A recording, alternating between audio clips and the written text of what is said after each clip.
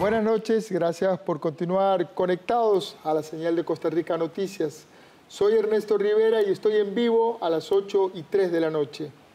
Vamos a conversar ahora sobre un proyecto gigantesco, tanto que muchos desconfían que pueda hacerse realidad y otros cuestionan porque se le atribuye un enorme impacto ambiental.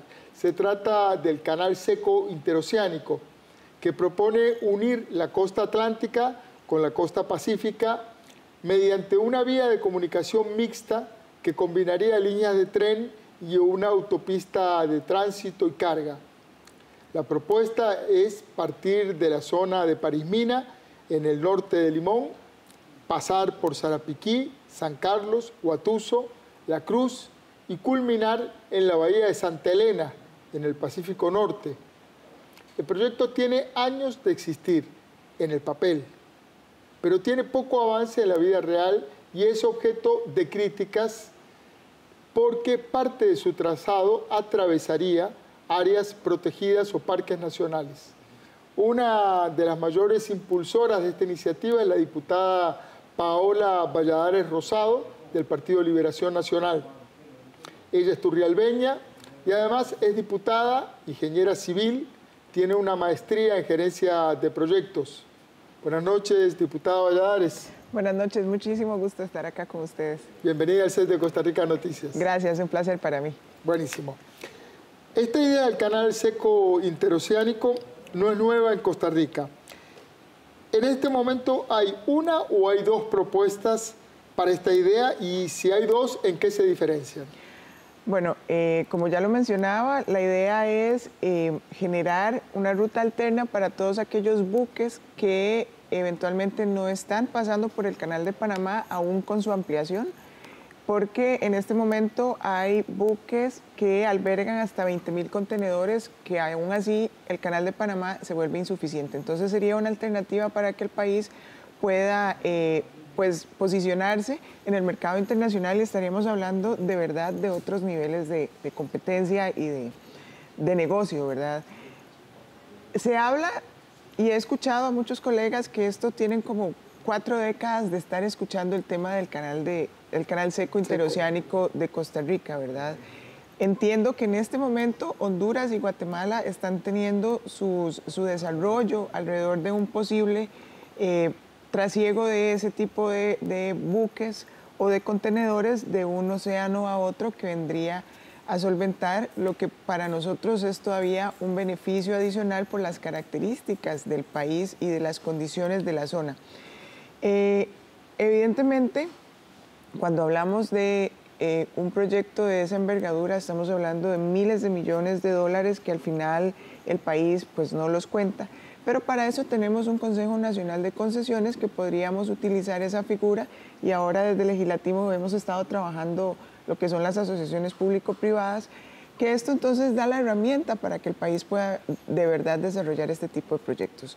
Entonces hemos empezado a hacer un estudio alrededor de lo que hay en propuestas y existen dos ofertas. Dos propuestas dentro del Consejo Nacional de Concesiones. Que ya están presentadas. Sí, y tienen más de 10 años de estar detrás de ver si se les aprueba o no se les aprueba el artículo 15, que es la cantidad de requisitos que tienen que cumplir para entrar a la segunda etapa, que sería la parte de factibilidad. Una de las empresas lo que hace es hacer el proyecto de forma integral, es construir los dos puertos y la conexión entre ellos, la parte de la línea férrea para la conducción de la mercadería, ¿verdad? Y el transporte del producto, y autopistas que evidentemente lo que vienen es agilizar y dinamizar un poco la economía, porque a partir de ahí se pueden empezar a generar pues pequeños focos de negocio, ¿verdad? Y el otro sería por etapas. Primero es hacer como un puerto de transferencia, porque todo sigue estando bajo la tutela, por ejemplo, en el Caribe, de lo que es APM Terminal, y ya poco a poco ir evolucionando el proyecto por etapas. Pero aún ninguna de las dos tiene respuesta del Consejo Nacional de Concesiones. De hecho, la empresa que quiere hacer el proyecto en una sola fase, creo que desde la administración anterior, por lo que leí en los documentos, se le había dado incluso la oportunidad de que fuese generando el fideicomiso. Pero luego hubo la renuncia del ministro de la época y empiezan también a haber despidos y renuncias alrededor del tema del Consejo de Concesiones propiamente. Y entonces viene un impasse en donde ellos continuaban con lo que se les había pedido, sin embargo no había respuesta por parte del Consejo Nacional de Concesiones. Y año y 3 meses después, porque ponen, pues hacen la denuncia ante las instancias judiciales, reciben una respuesta y les dicen que ya el proyecto no va. Concesiones le dice a la empresa. Concesiones le dice a la empresa que ya, pues eso todavía no va y entonces que ya lo que le habían dicho hacía año y 3 meses probablemente no iba a ser.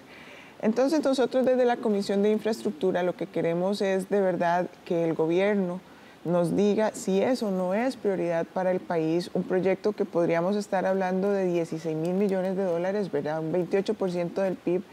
16.000 millones de dólares es lo que costaría la obra. Sí, y bajo la modalidad de... Es una cifra, le cuento. Construir, operar y transferir, ¿verdad? BOT por sus siglas en inglés. Entonces, vendría bajo esta figura de concesionar, ¿verdad? Entonces, el inversionista, o los inversionistas, porque deben haber muchos para una cantidad de ese monto de proyecto, generan por sus propios costos y su propio peculio y todo la parte de la inversión y la construcción. O sea, ellos juntan los 16.000 millones de dólares, realizan la obra como tal. Y posteriormente la operan, ¿verdad? Durante... La concesión habla de hasta 25 años, ¿verdad? Eso ya tendría que irse ya a la letra minúscula del proyecto en sí. Y posterior a eso se lo traslada al Estado para su operación. Algo así como lo que hicieron pues, Estados Unidos con el Canal de Panamá, que una vez que pasaron los siglos... No, en el caso de Panamá pasaron muchos años. Pues se lo traslada al Estado. Hubo que presionar mucho para que lo devolvieran. Pero bueno, funciona así. Nosotros en nuestra ley de concesiones evidentemente tenemos un plazo ya establecido, que es un 25 años, para que se pueda transferir este tipo de obras para que el Estado comience a operarlas. Para esta obra habría que construir 2 puertos nuevos, uno en Parismina y otro en la bellísima bahía de Santa Elena. ¿Es correcto? ¿Cómo sería eso y el tema del impacto ambiental? Porque en la zona del Caribe ya es una zona más impactada, porque ahí está operando APM ahora, pero tiene el MOP operando en la zona, el puerto de Habdeba, desde hace muchas décadas. En cambio, Santa Elena es una región completamente virgen. En ese caso. Bueno, todavía el tema de si se sitúa en Santa Elena o si hacia arriba o hacia abajo es un tema que los estudios ya más minuciosos determinarán, porque sí está muy cerca de la frontera, ¿verdad? Entonces eso es algo que se podría evitar. Sin embargo, la idea es un puerto a cada lado para que podamos cruzar la mercadería a través de líneas férreas que podrían ir a 100 kilómetros por hora en condiciones relativamente muy planas, porque en esos 300 metros lo que sube de pendiente o la pendiente máxima de esos 300 kilómetros lo que suben son como 100 y tanto de metros. Es una cota muy horizontal. Correcto. Entonces, eso nos pone en ventaja competitiva si lo quisiéramos ver en competencia a nivel de Centroamérica con Honduras y Guatemala, que ellos lo estarían haciendo mediante carretera en condiciones geográficas muy sinuosas y muy irregulares en altitudes. Vamos a ver, sí ha habido mucho alrededor del tema ambiental, sin embargo, el trazado de la línea y la carretera pues aledañas y paralelas viene a generarse sobre lo que ya está impactado, que en ese caso tenemos el trazado para verlo. En ese caso estaríamos hablando que esas rutas se estaría utilizando las rutas que ya los piñeros utilizan. Entonces no estarían impactando eventualmente, a lo que he ido leyendo, todo lo que no habría un impacto nuevo. No habría un impacto nuevo. ¿Qué pasa? Y ha sido una de las zonas más álgidas. Si observamos al final, sobre el Océano Pacífico, en las zonas en verde, ahí están los parques nacionales de Santa Rosa. Y ahí varias organizaciones y ambientalistas han denunciado de que una obra de ese calibre impactaría el ecosistema, en un ecosistema que está muy sano. Bueno, yo de verdad en lo que hicimos desde el despacho fue pedir toda la información a concesiones. Seguimos estudiando porque estamos hablando de más de 2.000 folios de información. Sí. Entonces, pero lo que hemos encontrado es que hasta el momento, en la fase en la que está, la Secretaría Técnica Ambiental les ha dicho continúen porque se viene cumpliendo, ¿verdad? En lo personal, como ingeniera civil, yo tengo que lograr que la gente entienda que se puede construir siendo amigables con el ambiente, y eso es una de las cosas que se busca con los Objetivos de Desarrollo Sostenible, ¿verdad? Que la construcción y el desarrollo vengan a ser sostenibles tanto de forma económica como de forma ambiental. Y yo creo en proteger el ambiente porque de verdad, o sea, es donde vivimos y tiene que prevalecer por siglos.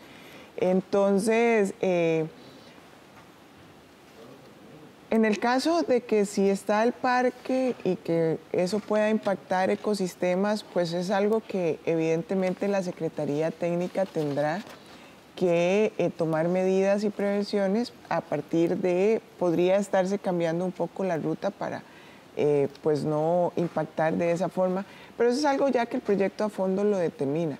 Claro, lo que pasa es que de este lado, del lado del Pacífico, si es en Santa Elena, incluso en el 2018, la bahía fue declarada área marina de manejo con una declaratoria que buscaba el manejo sostenible de los recursos marinos en la zona.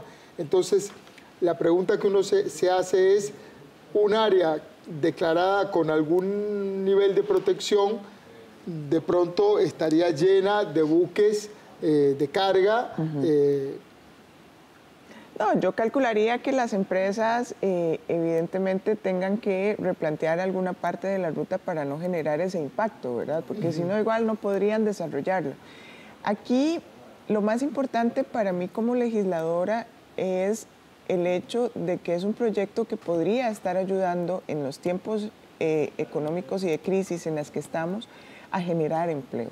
Es un tema de reactivación económica en las 4 provincias pues más afectadas, ¿verdad?, de mayor índice de desempleo que tiene actualmente el país, en donde incluso la ilusión de esta generación de empleo ha llevado a que los cantones hayan generado compromisos o más bien cartas o acuerdos a nivel de consejo de interés público y municipal o cantonal alrededor de un proyecto de esa envergadura, ¿verdad? ¿Qué características, usted es ingeniera, cuáles serían las características de infraestructura de una obra como esta? Lo que se está planteando que es cuántas líneas de tren, cuántas vías de carretera. Bueno, ya eso es muy propio de la empresa, ¿verdad? Está hablando, creo que era de, en 2 sentidos, la línea férrea y alrededor hasta de autopista como de 5 carriles. Sin embargo, eso tendrá que venir en una propuesta más minuciosa, que eso sería en la segunda etapa. Yo a lo que voy es esto, o sea, si logramos desarrollar el puerto en ambos lados y podemos conectar en 300 kilómetros, entonces probablemente los accesos, por decir, un San Ramón hacia esa área va a ser muchísimo más rápido y ahí podemos ir generando economías alrededor de eso, turismo, o sea, poder ver, pasar y lograr ver por la Fortuna el Arenal, llegar a la zona, o sea, cuántos desarrollos económicos alrededor de un proyecto grande que generaría una economía de escala internacional y competencia de mercados internacionales, pero cuántas microempresas podríamos generar alrededor de eso que sean sostenibles, que sean amigables, porque tampoco es que vamos a llegar a poner una fábrica que venga a dañar toda la parte ambiental, sino que lo que buscamos, por lo menos en mi cabeza, y cuando hablo a veces en la parte plural, es como Estado, debemos brindarle la oportunidad a los costarricenses de que desarrollemos algo que nos tiene tan dolidos como es un 12,4% de desempleo. Sí, sí. Entonces, el otro día, el fin de semana, hubo una feria de empleo y hubo 8.500 personas asistiendo. Es una una locura. muestra de la necesidad que ocupamos. Sí. Entonces, vienen mano de obra especializada para toda la parte de trasiego, luego el manejo ya en operación del proyecto y ese tipo de situaciones que se pueden ir generando en los cantones, y además existe en proyectos la parte de responsabilidad social. Entonces, ¿cuánto sería además el aporte en pequeñas obras de infraestructura para cada uno de los cantones? Así lo visualizo yo. Sin embargo, no es el legislativo el que decide si un proyecto de este calibre Bueno, justamente, el tema es, el proyecto está en el Consejo Nacional de Concesiones, pero ahí no se le ve mucho avance. Ustedes en la Comisión de Infraestructura conversaron con la gente del Consejo Nacional de Concesiones. ¿Qué información tiene? ¿Qué le dijeron? Lo más triste fue escuchar, la primera respuesta es que yo solo tengo 6 meses de estar sentado en esa silla. Sin embargo, fuimos un poco más allá y parte de la moción es poder convocar a Presidencia y al Ministerio de Obras Públicas para que nos definan cuáles son las prioridades para el país. Evidentemente debe haber una cartera de proyectos. Ahorita entiendo que están trabajando en la Ruta 32, están trabajando en la Ruta San Ramón, circunvalación y todo eso. Pero un proyecto de este calibre, de verdad, lo que tienen que decidir es si va o no va. Pero lo que no creo justo es que el Consejo Nacional de Concesiones se dé el lujo de tener a inversionistas ya por décadas estacionados ahí en espera de resoluciones, porque al final es que resolvamos si queremos o no queremos el proyecto como país, y que la factura nos salga cara, como el tema de los aguacates, ¿verdad? Decidimos prohibir los aguacates, pero ahora entonces tenemos que pagarlo. Si no damos unas respuestas oportunas, probablemente vamos a tener problemas legales, viendo que una de las empresas tuvo que ir a las instancias judiciales para que les resolvieran una consulta que habían hecho año y 3 meses atrás. Entonces, esa es la parte de la eficacia y la eficiencia que debería estar teniendo un Consejo Nacional de Concesiones, y buscando proyectos que ayuden a desarrollar infraestructura, que paralelamente ayudan a desarrollar competitividad y con eso ayudan a mejorar la calidad de vida de los costarricenses. ¿Cómo ve la factibilidad? Porque uno ve la Ruta 32, que usted mencionaba recién,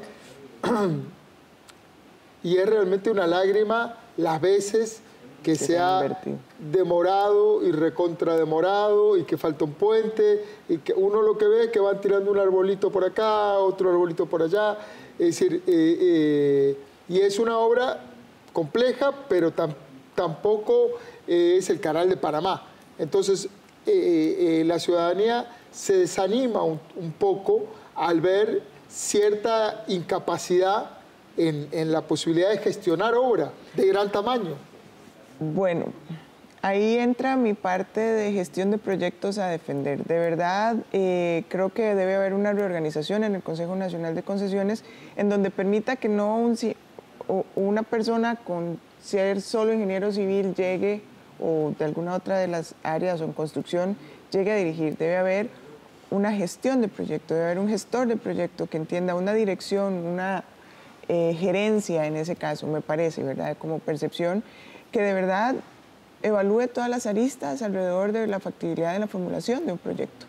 Y cuando de eso hablamos es tener claro qué es lo que queremos trazar cuando se evalúa un proyecto. El problema que hemos tenido a lo largo de el desarrollo de algunas obras de infraestructura en este país es que no se genera con claridad el plan inicial, y sobre la marcha se le van haciendo modificaciones que vienen a retrasar las conclusiones de la obra, porque entonces hay un cambio de algo y alguien decide que vamos a meter un puente aquí, que ya el puente no va, que si expropiamos, que mejor no expropiamos. Creo, y lo he manifestado, y yo estuve en la función pública a cargo de un departamento. El problema de la función pública es el hecho de la falta de planificación real que hay alrededor de los proyectos, y por eso es la ineficiencia en la ejecución de los presupuestos. Entonces, eso es a nivel personal como lo veo. Es lo mismo que sucede en el desarrollo de infraestructura. Hemos desperdiciado muchísimo tiempo en que si vamos o no vamos, si le entramos o no le entramos a un proyecto grande, o que mejor hagámoslo por pedacitos, pero eventualmente va a salir muchísimo más caro que haberlo hecho desde el inicio con las condiciones pues de ver el bosque entero y no solamente el árbol, ¿verdad? De una forma integral y definir cuáles son las condiciones para cada uno de los proyectos. Entonces yo creo que Costa Rica está para hacer grandes cosas.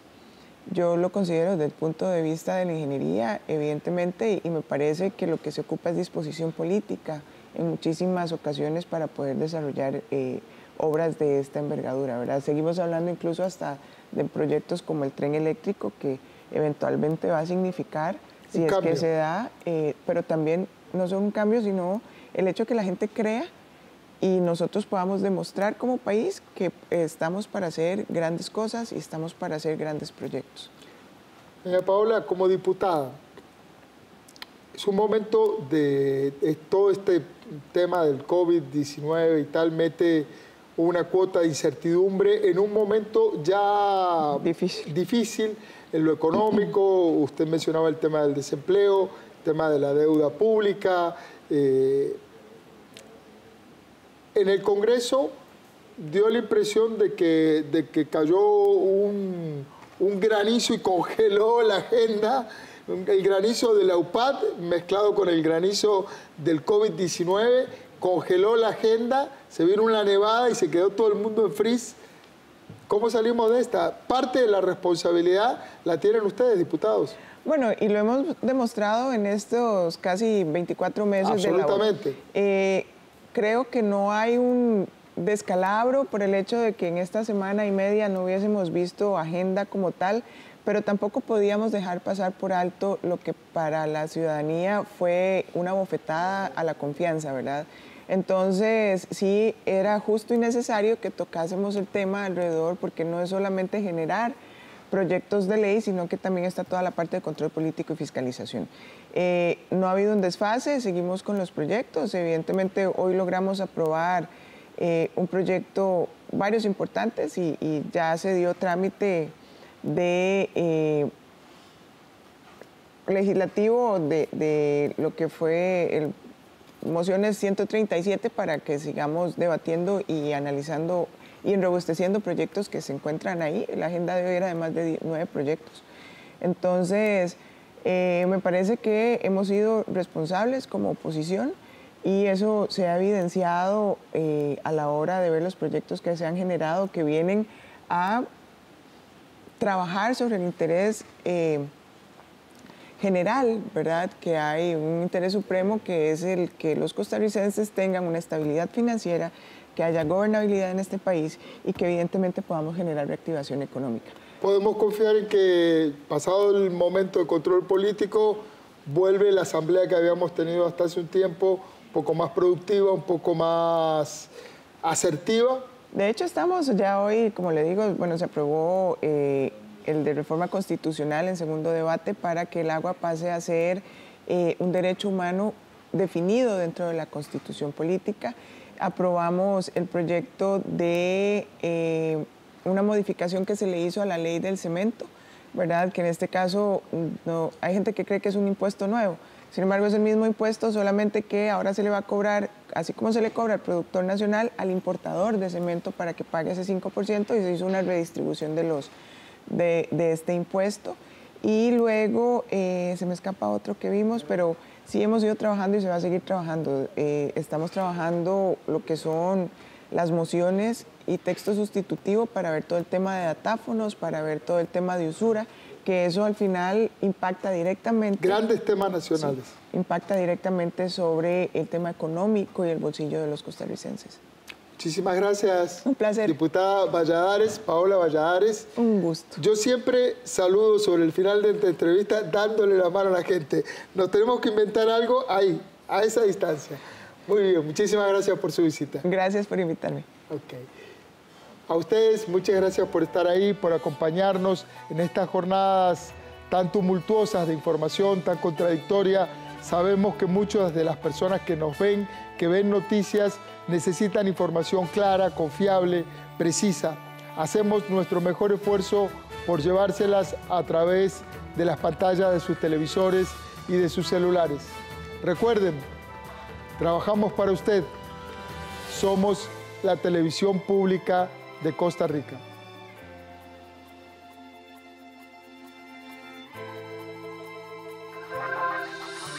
Esta noche en los deportes, el gobierno de la República determina que los espectáculos deportivos sean disputados a puerta cerrada por causa del coronavirus.